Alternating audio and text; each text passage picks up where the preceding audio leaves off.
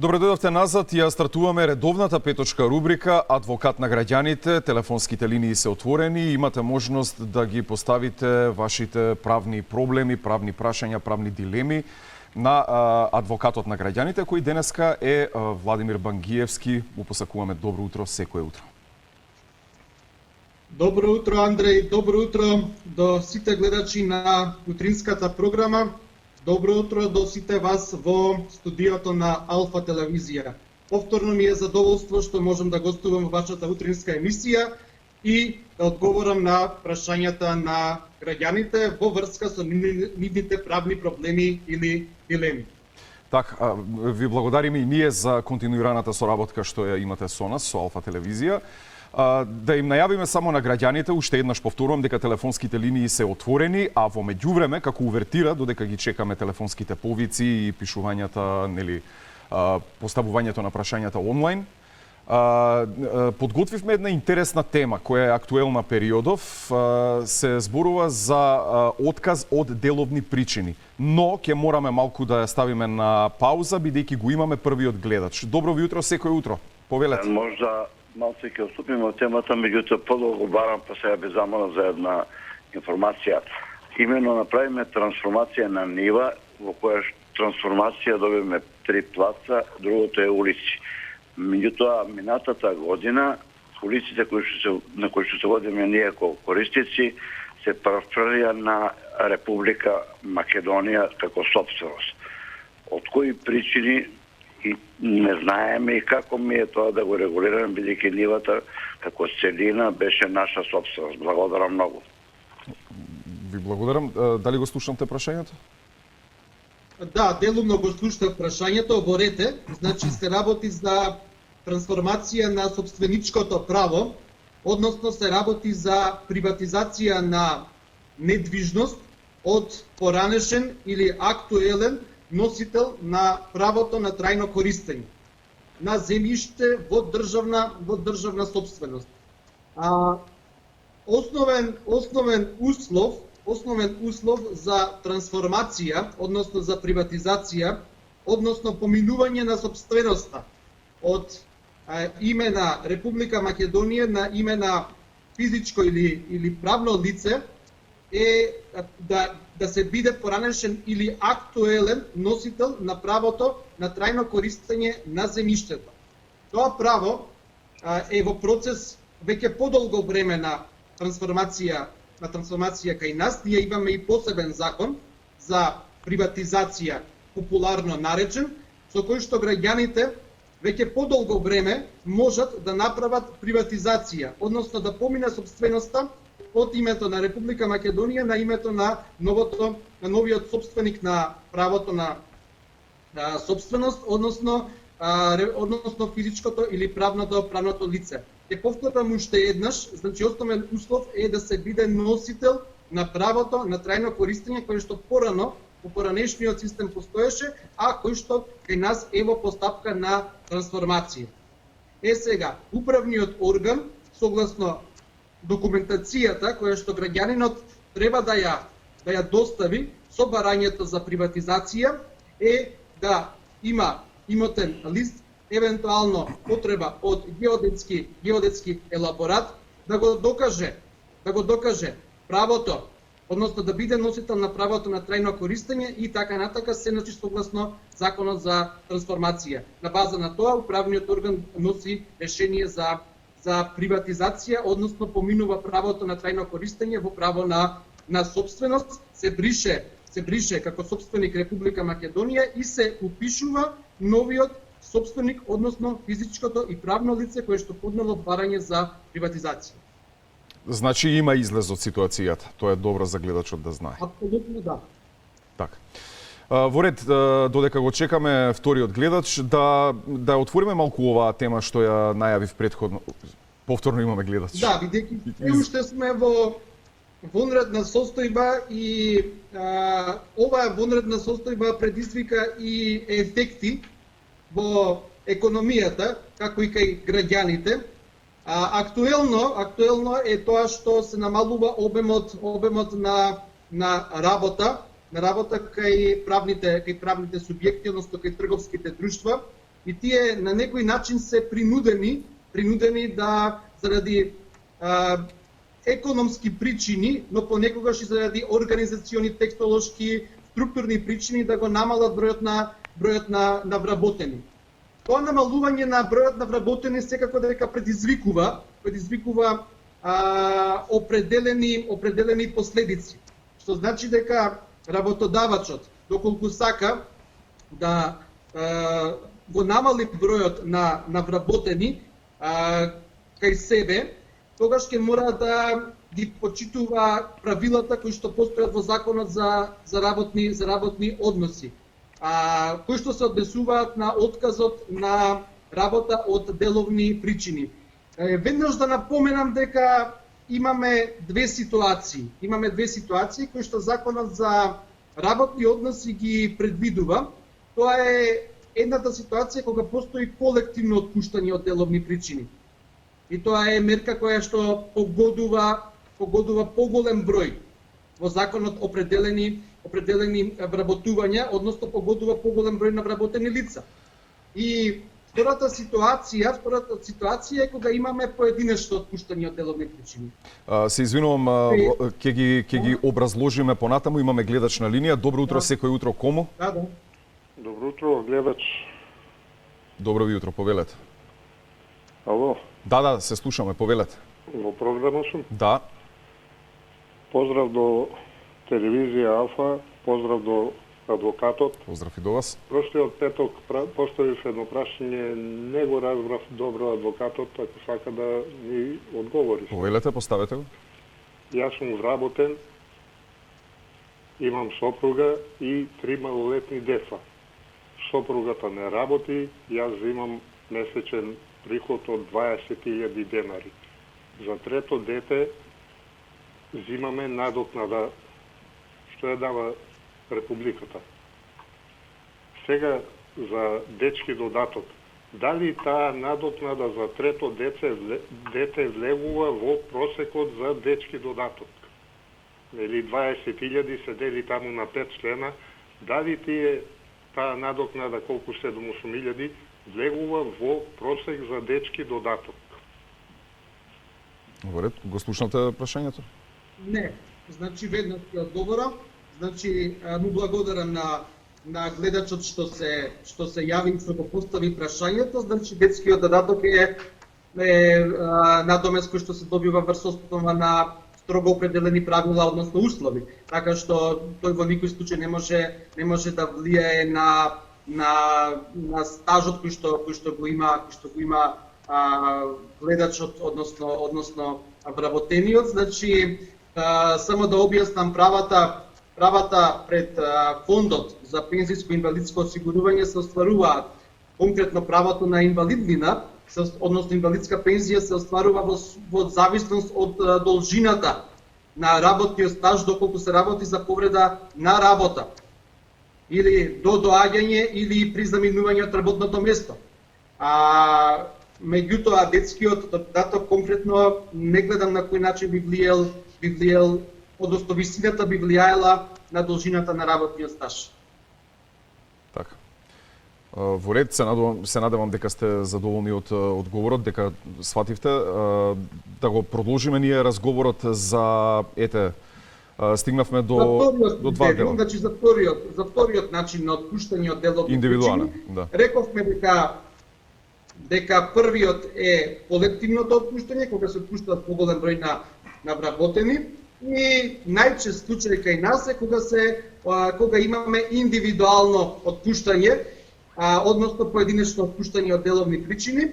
Сега, во Законот за работни односи со измените на Законот за работни односи од 2018 година се додаде нов став во членот 76, во кој што се наведоа критериумите кои што работодавачот треба да ги земе во предвид при откажување на договорот за вработување од деловни причини. И ова мислам дека е доста интересно за гледачите, бидејќи навистина во ова време, поготово во време на криза, е зголемен бројот на откази од деловни причини. Значи, постојат во законот, во измените на Законот за работни односи од 2018 година, критериуми за поединечно давање на отказ од деловни причини. Јас овдека само ќе ги наведам кои се тие. Значи, тоа се критериуми, например, потребата од ефикасно функционирање на работата на работодавачот. Понатака, критериум, стручната подготовка и квалификацијата на работникот. Понатака, критериум, неговото работно искуство. Понатака, успешност во работењето. Критериум, вид и значење на работно место. Критериум, работен стаж. И секако дека други критериуми кои што се утврдени со колективен договор, како и критериумите за заштита на инвалидни лица, самохрани родители и родители на деца со посебни потреби. Значи, ова се критериуми кои што работодавачот, ако сака да го намали бројот на вработени од деловни причини, или ако сака некому поединечно да му даде отказ од деловни причини, ќе мора во Законот за работни односи согласно новелата од 2018 година да ги почитува со цел да се даде законит отказ од работа. Во противно, работникот ќе може таквото решение, доколку не е согласно Законот за работни односи, да вложи најпрво приговор, а потоа и во судска постапка да го побива. Така, имаме уште еден гледач на линија. Добро утро секој утро, повелете. Добро утро. Добро утро. Ве молам едно прашање до адвокатот. Повелете. Имаме еден проблем, живееме во Демармало. Имавме куќа. Куќата дадовме на инвеститор. Кога се продава становите, во зградата има фирма што ја купија долниот спрат. Добро. Меѓутоа, земјиштето што е надвор од зградата, од позад имаме 29 квадрата и напред имаме вкупно околу 50 квадрати. Сега, овие со фирмата си дозволија сами, без да не прашаат, си отвори една како канцеларија, празен простор, имаме околу 29 квадрати позади зградата, што остана неизградено местото. И ги замоливме да ги трнат. Си имат се во канцеларија. И ние немаме никаков пристап. Си заклучија, ставија врата се плюс од канцеларијата нивна, отворија наново врата за да влегуваат позади во нашето место. Кај што се ставија тросе двосет летникове таму. И сега... Значи, фактички узурпација на простор. Узурпација на простор, фактички. Узурпација на простор. Ние немавме никаков пристап таму. Не фатија тие што се вработените, ги викна тој што е правник бил. Не фатија за раме на тројца, ме истурка од местото мое и ми вика, ќе ти донеси сега адвокат и ќе те затвориме. Ние имаме пари, ти вика немаш пари, не можеш ништо. Со овие зборови. И ми истурка. Излегов надвор, јас нервозна фатив адвокат. Втора година се тужиме, немаме никаков одговор. Одговор за тоа позади дека го ослободиле, наводно извадиле тросе двосешива лепниковецот. А вратата која отвори од канцеларијата да излегува во наше место, тоа ни кажа дека не знаеле кој ја отворил вратата, кој го срушил зидот. Со овие зборови, плюс напред, кај што влезат, кај што и тие и ние, се припуштија нада уште 5 квадрати во местото наше, узурпација што викате. Па се стави на стрешница, па се отворија уште на вратата, влезат ние што влегуваме. Па се отворија скали, купија некое делче таму имат во другата зграда, се отворија скали врата, од нашето место влегува во другата зграда. Добро. И сега сме на суд. Што ни одговорија за позади дека е слободено местото, ништо друго. А никаков надоместок или за тоа што го чува 5 години 6 и што не малтретира. Извинете само малку, уште немаме никаков одговор. судската постапка е во тек, значи судот се уште Втора не донел година, одлука ето, дека не донел судот се уште никаква одлука. За задниот дел позади дека слободно е сега. Ништо друго. Само тоа ни кажа, дека е слободно. А ние баравме на тоа место за тие години што го држеа, што немаме ни пристап, од тоа ништо. И ни вика, ние имаме пријатели, ништо не ни можете. Сега за напред, вика, кај што се скалите и ше нададенова простор ше узурпира, уште немаме никаков одговор. Меѓутоа, имаме и гаража подземна, пошто не имаме куќа. Се ни вика, ако не дајте гаражата да ја купиме ние да му ја предајме гаражата, никогаш нема да го добиете спорот. Кој да излеземе од нас, сите со тоа не го зборат. Нема да го добие спорот ако не дајте гаражата долу. Не знаеме како веќе да се справиме во наше нешто, имаме голем проблем. Молам адвокатот да ми каже кој пат да го фатам. Да, совет. Ви благодарам за прашањето. Го слушнавте? Ви благодарам на вас. Да, го слушнав прашањето. Јас си благодарам исто на гледачката што сте јави во емисија. Значи, има две работи.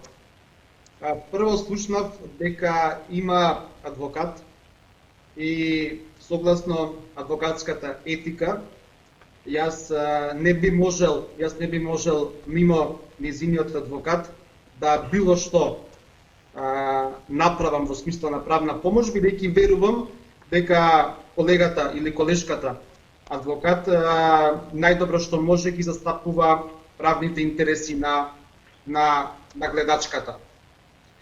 Втора работа е тоа што постои веќе сопственички или евентуално владетелски спор пред надлежниот суд и гледачката ќе мора да ја почека судската разврска, односно донесувањето на пресуда од страна на основниот суд и доколку е незадоволна од истата има право да вложи жалба до апелациониот суд. Тоа што можам да најопшто го кажам во врска со имотно-правните проблеми на граѓаните, тоа е дека во прашање доаѓаат два типа на проблеми. Проблеми поврзани со правото на собственост и проблеми поврзани со правото на владение. Значи, да не се мешаат работите. Многу е битно. Граѓанинот кога ќе дојде со некој проблем од имотно-правна природа кај адвокатот, да објасни за што се работи. Односно, адвокатот ќе треба да даде правна помош во насока на тоа дали се работи за сопственички проблем или се работи за владетелски проблем.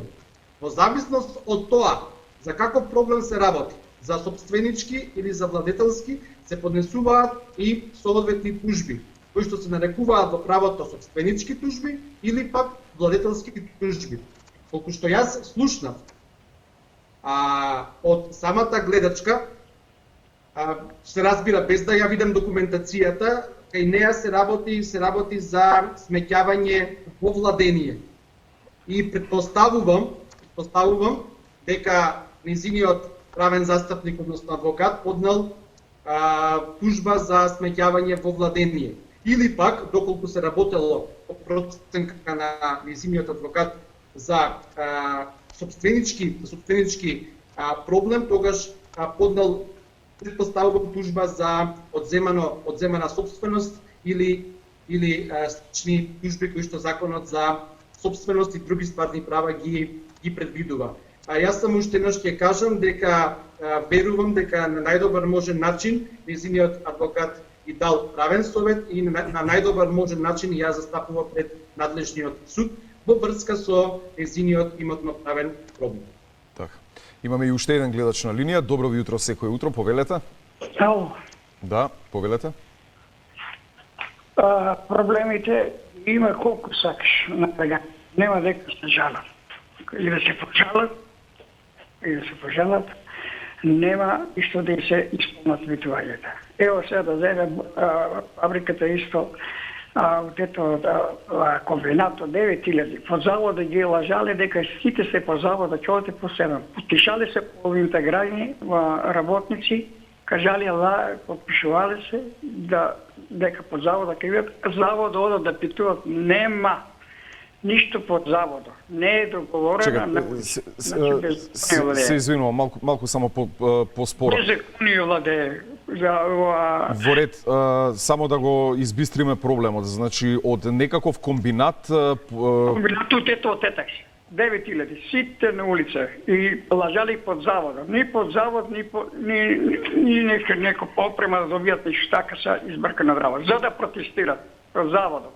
Пред пред влада. Таму една војска, полиција за не дава да протестираш. Нема право.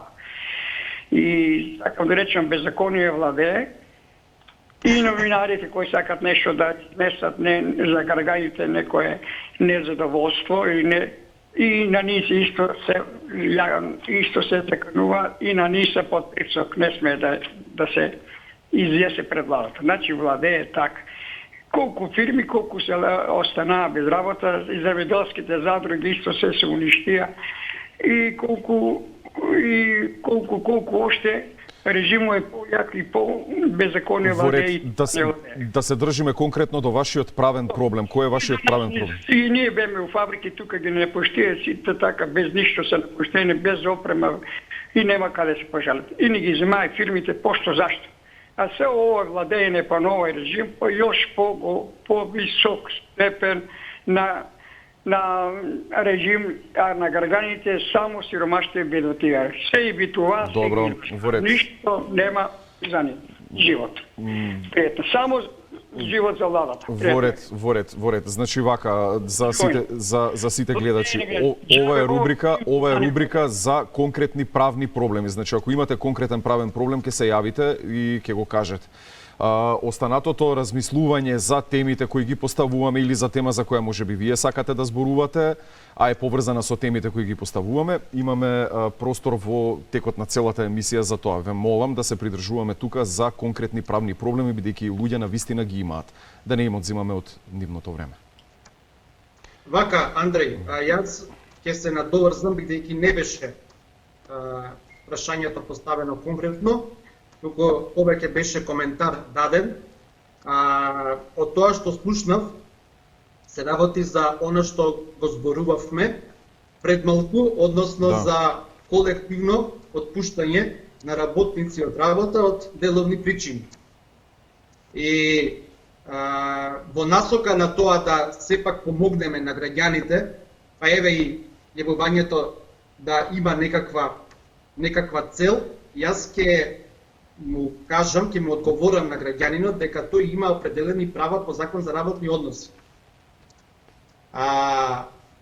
Работникот, кога ќе се најде во ситуација да биде отпуштен од работа во деловни причини на страната на работодавачот, има определени права кои што се воедно и обврски на работодавачот.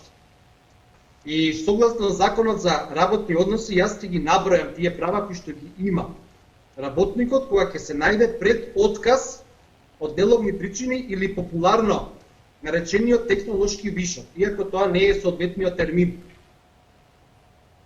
Сега, работникот има право на плаќање на испратнини. Значи, да не ги мешаме работите. Кога работникот оди во пензија, има право на отпремнина. А кога работникот е отпуштен, односно е технолошки вишок, популарно наречен, има право на испратнина. И тоа законот за работни односи го предвидува. Понатака, има право на отказен рок. Доколку смета дека се направени повреди во законот за работни односи или во колективен договор, во однос на постапката за давање на отказ или во однос на правата кои што ги предвидува законот за работни односи, колективните договори, меѓународните акти и така, има право на приговор. на решение за отказ од деловни причини. Законот за работни односи, согласно новелата, односно измените од 2018 година, предвидел, доколку работникот се најде во ваква ситуација, да има предност при вработување во период од 2 години. Доколку повторно се појави потреба од тоа работно место кај работодавач. И секако, има право на информирање, консултирање, а тоа значи има право на синдикална заштита и право на судска, на вонсудска, односно подоцна на судска заштита. Така. Што значи, граѓанинот не е оставен сам на себе. Така. Имаме и уште еден гледач на линија. Добро утро, секој утро кому? Ало? Да, повелете. Не знам дали отстапувам од темата, меѓутоа би сакал да прашам како можеме ние граѓани кои живееме у зградиве, да речем јас живеам у зграда со 80 стана, председателот нали собира пари за одржување, за негова плата, за чистење. Како можеме да го провериме него? Зашто банките не издаваат од неговата сметка извод. Како можем да го проверам? Еве сега не дава ни завршна сметка. И завршните сметки ги дава со шифри. Очигледна е превара. Како може да се проверат? Добро, во ред, ви благодариме за прашањето. Значи, функционирањето на колективното домување, бидејќи тоа е прашањето, Да. го слушнав и го разбрав, се одвива по законот за домување. И етажните собственици, односно собствениците на посебни делови од стамбената зграда, односно становите, имаат права и обврски спрема колективното домување. Односно, законот предвидел два фонда, кои што го финансираат граѓаните, собственици на станови. Едниот е инвестиционен фонд, другиот е фонд за тековно одржување на зградата, односно резервниот фонд. Со зградите управува или популарно наречениот совет, односно куќен совет, или пак може да се одбере управител, правно лице, кое што е специјализирано, односно основано за управување со стамбени згради. Јас сега се обидувам само да ги поедноставам работите. Во законот за домување е предвиден и посебен инспекторат за контрола на работата на управителот, односно председателот на куќниот совет.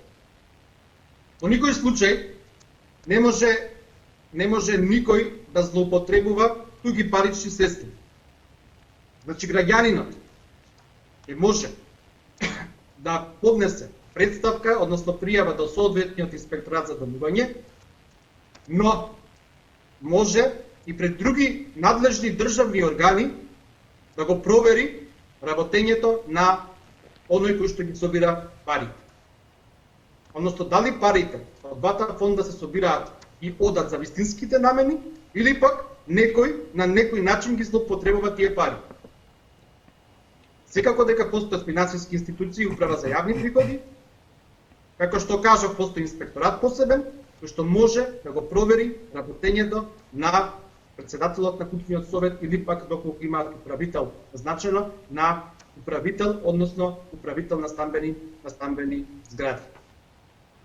Значи граѓаните само ќе треба да отидат до соодветните институции и да проверат, односно да го проверат работењето на оној кој што ги собира парите и секако да добијат соодветни финансиски извештаи за тоа каде одат нивните пари. Дали навистина одат за тековно одржување на зградата или пак одат на сосема друго недозволиво место. Доколку се работи за злоупотреби некакви, секако дека може да поднесат и кривична пријава до надлежното јавно обвинителство. Така, ете, да бидат работите попрецизни. Да се навратиме на нашата тема, што ја поставивме, ете, отказ поради деловни причини.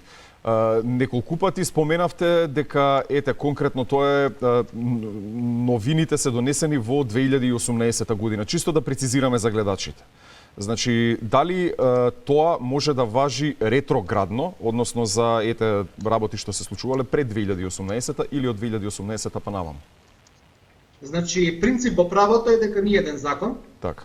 Ниеден закон не може ретроактивно да важи, тој важи од моментот на неговото донесување и тоа се однесува и за измените и дополнувањето на законите, освен кога се работи за промени во кривичниот законник, каде што се применува на обвинето лице поблагиот закон.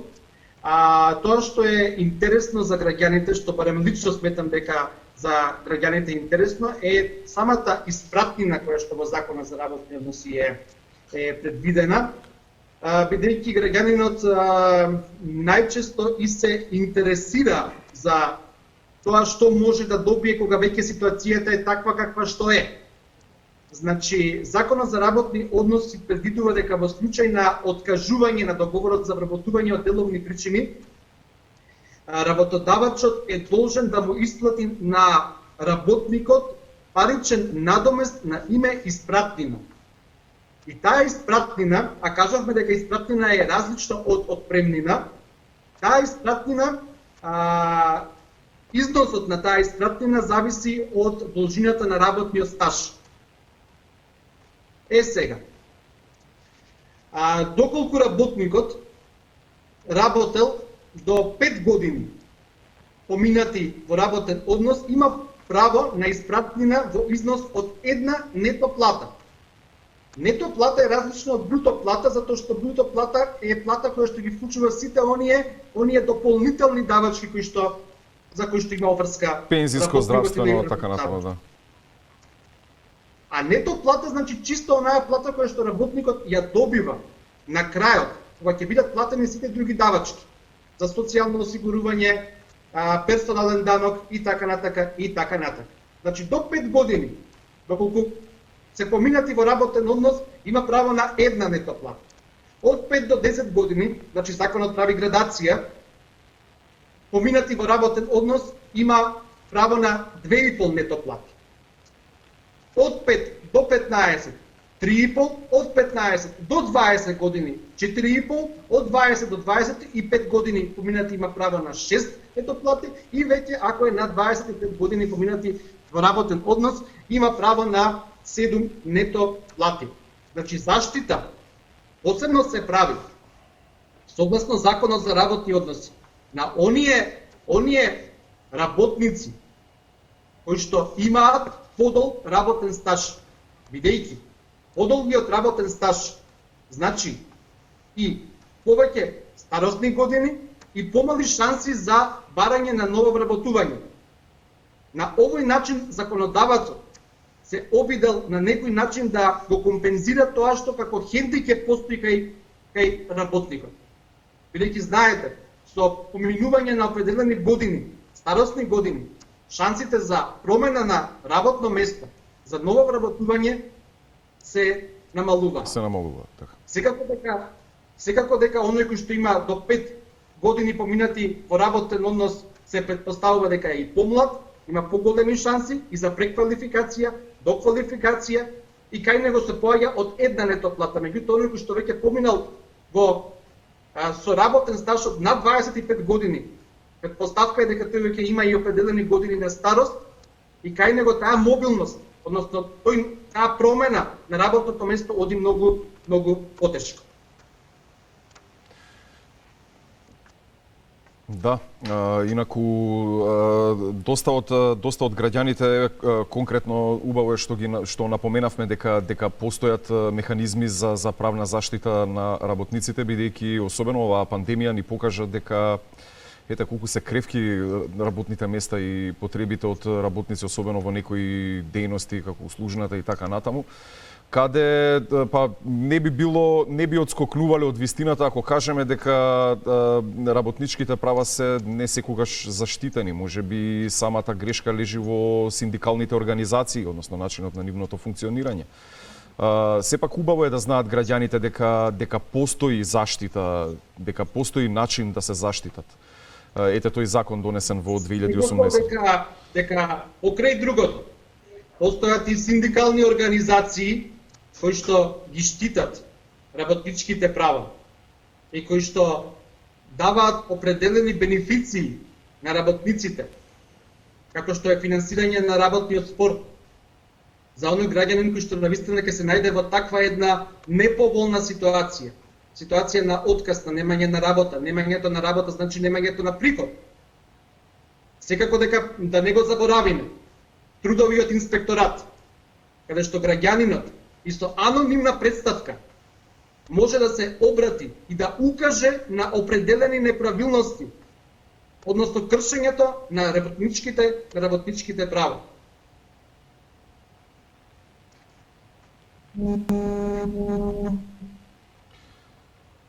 Имавме мал проблем со конекцијата.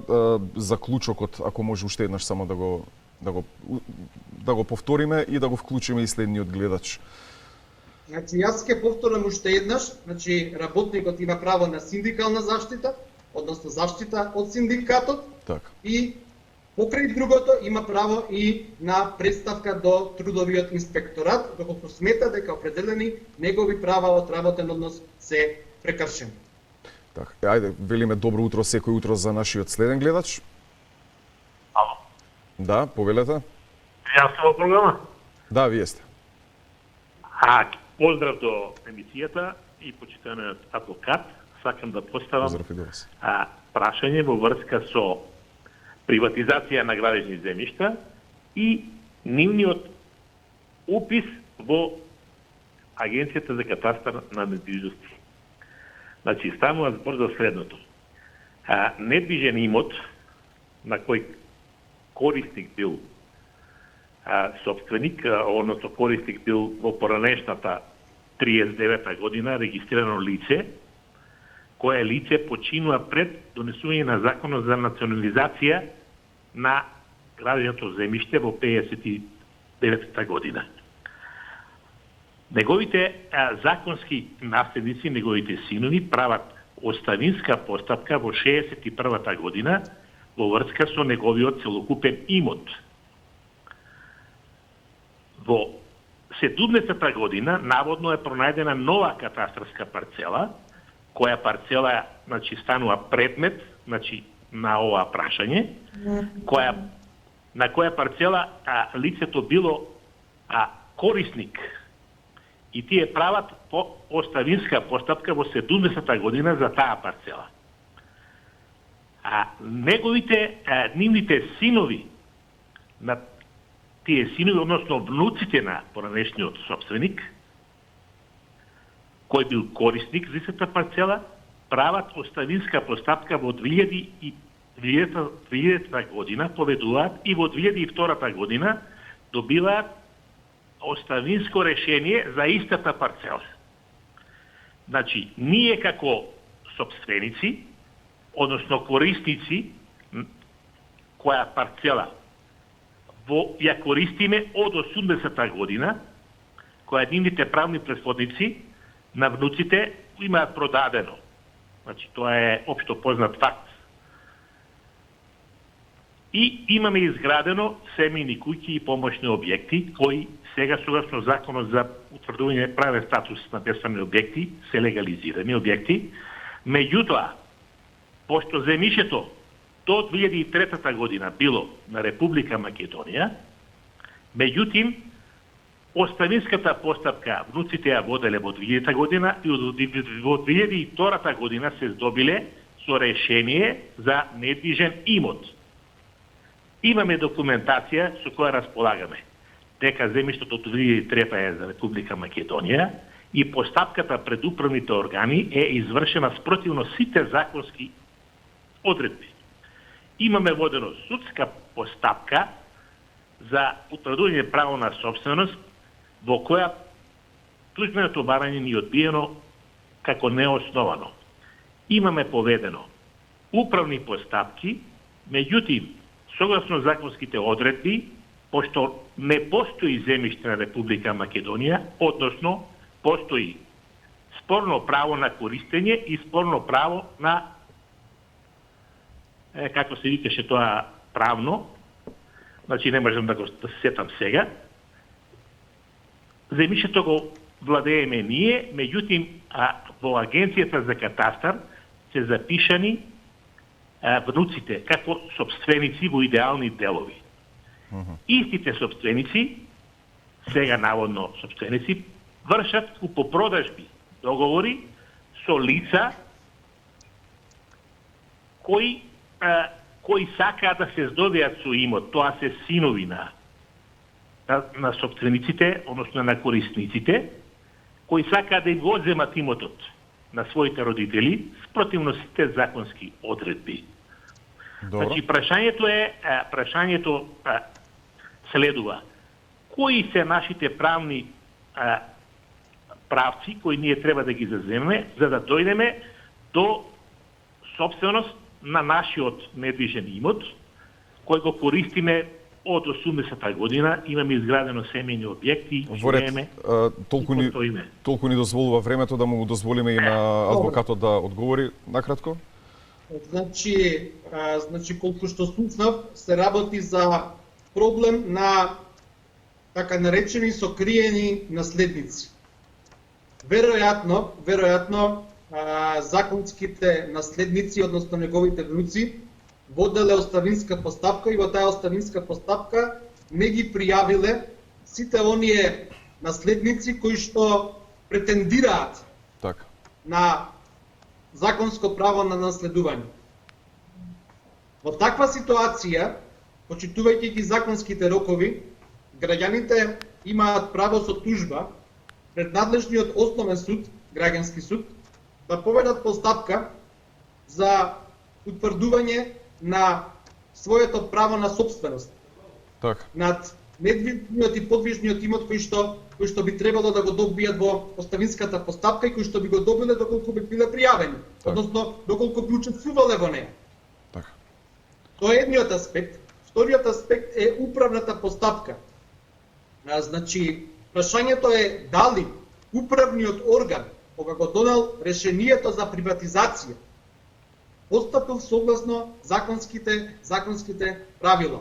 Односно, дали постапката ја водел согласно законот и дали правилно го применил или не го применил материјалното право. И доколку се запазени законските рокови, на решението за приватизација граѓанинот има право на жалба, а после тоа има право на тужба пред управниот суд, како и право на жалба пред висшиот управен суд. Бидејќи се работи за спорови кои што веќе се водени и завршени и за повеќе правни проблеми, секако дека граѓанинот ќе го упатам на соодветна правна помош од професионалец, односно од адвокат. Владимир, благодарам уште еднаш за гостувањето, толку ни дозволува времето, мораме да ги најавиме и колегите од информативната редакција. Јас ви благодарам уште еднаш и се гледаме во некоја наредна прилика. Апсолутно.